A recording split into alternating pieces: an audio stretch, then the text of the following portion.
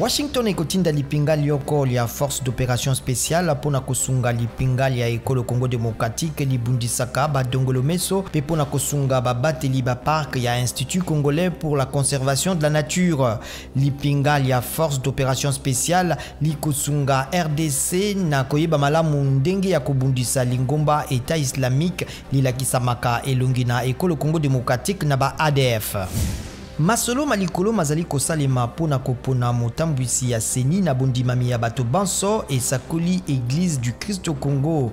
Tango ekoki koleka te soki esengeli kozonga na nzela elobi eyamba ya bamissioni mwa mikolo sima na bozangi boyokani kati na bakambi ya biyamba pona yango.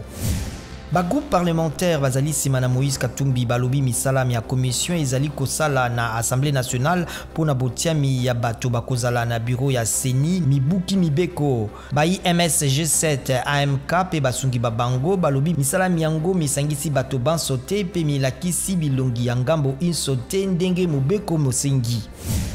Ambassade ya États-Unis na Kaboul epesi mitindo na basali ba yango kobebisa pe kotumba mikanda pe bilembo binso ya États-Unis tango babundi ya bataliban bakomi pene na kokota na engumba mokonzi ya Afghanistan.